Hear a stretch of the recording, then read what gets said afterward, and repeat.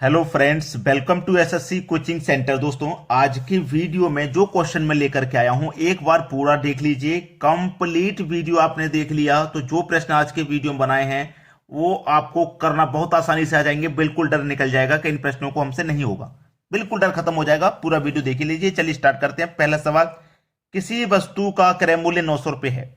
यदि उस वस्तु को 720 में बेचा जाए तो कितना प्रतिशत की हानि होगी।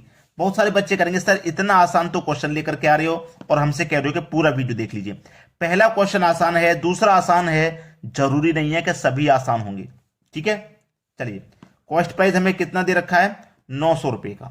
ठीक है, और सेलिंग प्राइस हमें कितना दे रखा है, 720 रुपए का है। यानी कि 900 रुपए की चीज को हम 720 में बेचेंगे तो हमें नुकसान हो जाएगा भाई 180 का। होगा कि नहीं होगा, हानि हो जाएगा, इतना जरूर पता है भाई। 900 की चीज थी, 720 में बेचेंगे, 180 रुपए का हमें नुकसान हो रहा है।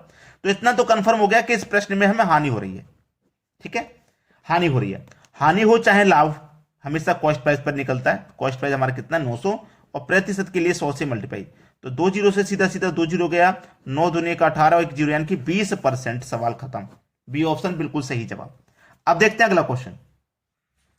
अगला क्वेश्चन है, क्रय मूल्य पर 40% का लाभ विक्रय मूल्य पर कितने प्रतिशत लाभ के बराबर होगा। देखिए, कॉस्ट प्राइस बराबर हमारा 100। जब कहीं कॉस्ट प्राइस नहीं होता है हम उसे 100 मान लेते हैं।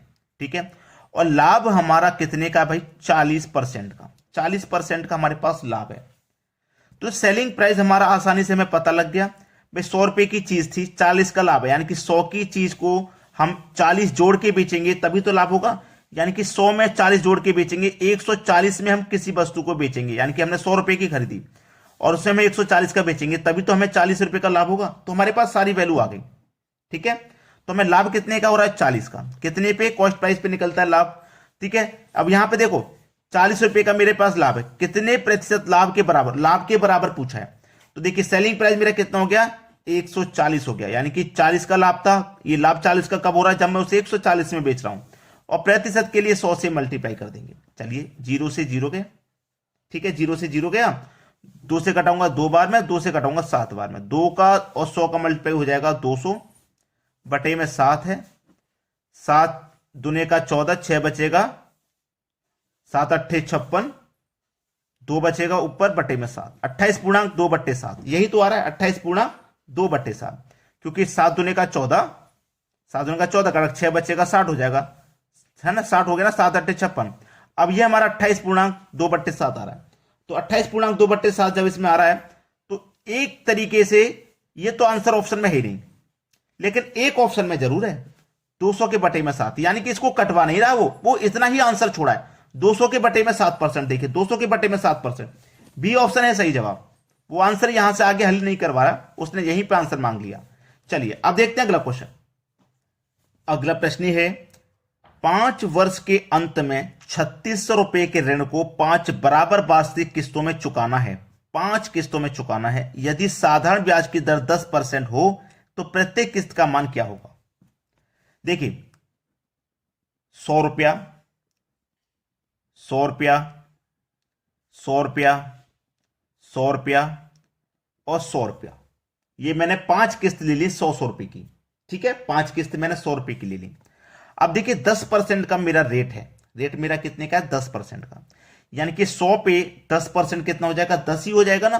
तो 100 में 10 जोड़ के लिखूंगा। ये पहली किस्त होगी मेरी 110 की, यानी कि पहली किस्त भी 10 है, उसके बाद 110। अब यहां से आ जाइए। ठीक है, यहां से आ जाइए। मेरे पास ये कितनी किस्त निकल के आ गई है, 110 रुपए की, 10% की रेट से। अब दूसरी भी 10% की रेट से निकलेगी, यानी कि 10 इसकी हो गई, 10 इसकी हो गई, तो 20, 120। अब इसकी भी 10% की निकलेगी, 10, 20, 30, 130। इसके भी निकलेगी 10% की दर से, तो 140। अब सबको जोड़ देंगे, 100, 200, 300, 400, 500, 500 हो गया ना। 10 और 20, 30, 30 और 30, 60 और 40, 100, 500 और 100, 600। सवाल खत्म। 600 रुपए। तो प्रत्येक किस्त का मान क्या होगा, 600 रुपए होगा भाई। सबसे आसान तरीका लग रहा है कि नहीं लग रहा। ये भी 10% है, ये भी 10% है, ये भी 10% है और ये भी 10% है। ठीक है, चलिए अब देखेंगे अगला क्वेश्चन। अगला क्वेश्चन है, 944 रुपए के ऋण को 4 बराबर किस्तों में चुकाना है। यदि साधारण ब्याज की दर 12% वार्षिक हो तो प्रत्येक किस्त का मान क्या होगा? 100 रुपए, 100 रुपए, 100 रुपए, 100 रुपए। 100 तो आपको मान लेना है हर एक क्वेश्चन में, 100 तो आपको मान के चलना ही चलना है, ठीक है। 12% का रेट है ना, यानी कि 100 पे 12 112 हो जाएगा, 112 12% का रेट है। अब देखो 12 का यहां लगेगा, 12 का यहां लगेगा, 24 हो गया ना, तो 124, 12 12 24 12 36, 136 जोड़ लेंगे सभी को। इसको भी जोड़ते हैं, ये पहली देखो, ये पहली किस्त है, 100 ही जाएगी। फिर दूसरे में 12% जोड़ के 112 जाएगी, तीसरे में और जोड़ेंगे, इसका भी जोड़ेगा, इसका भी जोड़ेगा, इसका भी जोड़ेगा, इस तरीके से जाती है, ठीक है। तो चलिए 100 200 300 400, 400 तो हो गए यहां तक, 400, 12 और 24 और 36, तो 24 और 36 को जोड़ो, 24 को और 36 को जोड़ेंगे, 60 और 12 72, यानी कि 472 हो जाएगा, ठीक है। 472 472 हो गया। अब देखना ये कितना हो गया मेरा, 472 हो गया, यहां तक मैंने जोड़ा 472, और ये मेरे पास कितना आ रहा था, 944। कितना आ रहा था भाई, 944 था ऋण, कितना था, 944 का ऋण था मेरे पास। अब मैं क्या करूंगा यहां पे, मैं यहां पे क्या करूंगा, मैंने इसको देखिए कितना माना है, 100 माना है। ये कितना है, 472 का 944 कितना है, 2 गुना है। कितना है, 2 गुना है। तो मैं 100 का भी 2 गुना कर दूंगा तो 200 हो जाएगा। सवाल खत्म, पहला ऑप्शन सही जवाब। करने का तरीका सीखिए, सवाल मुश्किल नहीं है। अगर आपने तरीके गलत सीख रखे हैं या फिर लॉन्ग मेथड वाले सीख रखे हैं तो वहां गलती हो जाती है। हम आपको शॉर्ट तरीका सिखा रहे। देखो 472 का 2 गुना 944, यहां मैंने 100 माना था तो 100 का 2 गुना 200 हो जाएगा। प्रश्न खत्म। चलिए अब देखते हैं अगला सवाल। अगला प्रश्न है 12,800 रुपए 3 साल के बाद देने हैं। यदि वो 3 किस्तों में चुकाना चाहता है तथा पहली किस्त दूसरी किस्त का आधा है, पहली किस्त दूसरी किस्त का आधा है, दूसरी किस्त 200 होगी तो पहली किस्त 100 हो जाएगी क्योंकि दूसरी का आधा है, ठीक है। दूसरी किस्त का आधा है तथा तीसरी किस्त का 1/3 है। तीसरी किस्त 300 होगी तभी तो इसका 1/3 हो जाएगी पहली किस्त, ठीक है। ये हो गया। यहां तक किसी को समझ में नहीं आया तो बता दीजिएगा। रेट हमारे पास कितना है भाई, 10% का है, ठीक है, 10% का है। अब ये तो 300 तो रहेगा ही रहेगा, यहां से निकालेंगे तो 200 का 10% 20 हो जाएगा, तो 200 में 20 जोड़ के लिखेंगे 220, ठीक है। अब यहां भी निकालो 10%, कितना हो जाएगा, ये 100 है ना, 100 का हो जाएगा 120। सभी को देखिए जोड़िए, यहां पर सभी को आप यहां जोड़ेंगे, 300 200 500 600 और 20 और 20 40, यानी कि 640 हो गया। यहां तक कितना हो गया, 640। और ये कितना था, 12,800 था, ठीक है। देखो 0 से 0 गया, 64 से 128 2 बार में कटेगा, एक ही जीरो, यानी कि ये कितना है, 20 गुना है। ये कितना है भाई, 20, इसका ये 20 गुना है, इसका ये 20 गुना है। अब किस्त का मान अलग अलग है, अगर सेम होता किस्त का मान तो 100 मानते और 100 का फिर 20 गुना कर देते, जैसे पिछले क्वेश्चन में 2 गुना था, 2 गुना कर दिया। यहां भी सेम होता प्रत्येक किस्त का मान, तो यहां भी देखिए 20 गुना कर देते तो 100 का 20 गुना 2000 आ जाता। लेकिन ये नहीं करना। उसने पूछा है तीसरी किस्त ज्ञात करो, तीसरी किस्त पूछ रही है वो, उसने क्या पूछा, तीसरी किस्त। तीसरी किस्त कितनी है, 300 है। ये तीसरी किस्त कितनी है आपकी, 300 है ना, तो 300 का करना है 20 गुना। तीसरी किस्त का मान पूछ रहा है ना, इसका 20 गुना करता है, 200 नहीं 20 गुना। तो 3 दूने का 6 हो गया, 1 2 3 0, यानी कि 6000 हो जाएगा भाई। तीसरी किस्त का 20 गुना 6000। सी ऑप्शन बिल्कुल सही है, आंसर आपको मिल गया। अब देखते हैं अगला सवाल। अगला प्रश्न है, दो संख्याओं का योग पहली संख्या का 28/25 है। दो संख्याओं का योग, पहली संख्या ए दूसरी संख्या बी, दोनों का योग कितना है, दोनों का योग पहली संख्या का, पहली संख्या ए है, का मतलब मल्टीप्लाई, 28/25 है। ये सवाल है आपका, ठीक है, यही तो सवाल है। अब इसके नीचे मैं एक मान के क्या कर दूंगा, क्रॉस मल्टीप्लाई।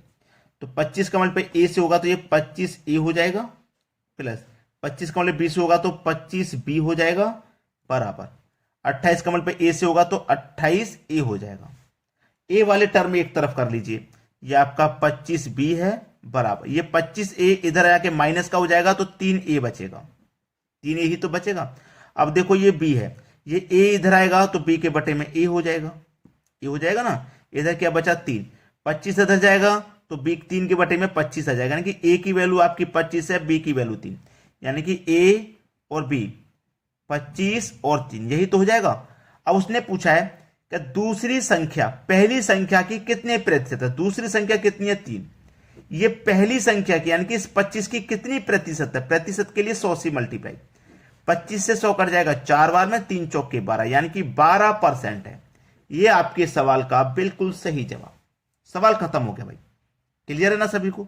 चलिए अब देखेंगे अगला क्वेश्चन। अगला प्रश्न है, वह छोटी से छोटी संख्या जिससे 2028 को गुना करने पर पूर्ण वर्ग संख्या प्राप्त होती है। बहुत अच्छा सवाल है भाई। ऐसे सवाल को जब तक आप प्रैक्टिस नहीं करोगे आप नहीं सीखोगे। थोड़ी सी हिंट मैं दे देता हूं, ठीक है। वह छोटी से छोटी संख्या जिससे 2028 को गुना करने पर पूर्ण वर्ग संख्या प्राप्त हो। सबसे पहले आप गुना कितने से करोगे, 2 से करोगे। 1 से करोगे तो यही रहेगा, 2 से करोगे, फिर 3 से करोगे, फिर 4 से करोगे, ऐसे ही तो चेक करोगे। तो आपको यह मालूम होना चाहिए कि वर्ग किस संख्या का कौन सा है। मैं आपसे बार बार क्यों कहता हूं कि वर्ग याद कर लीजिए, वर्ग याद कर लीजिए। मैं आपसे बार बार कहता हूं कि नहीं कहता। मैं आपसे बार बार कहता हूं इस बात को कि सर आप वर्ग याद कर लो, बहुत सारे वर्ग याद कर लीजिए, बहुत सारे वर्ग याद कर लीजिए, बहुत सारे वर्ग याद कर लीजिए, लेकिन बच्चे करते नहीं।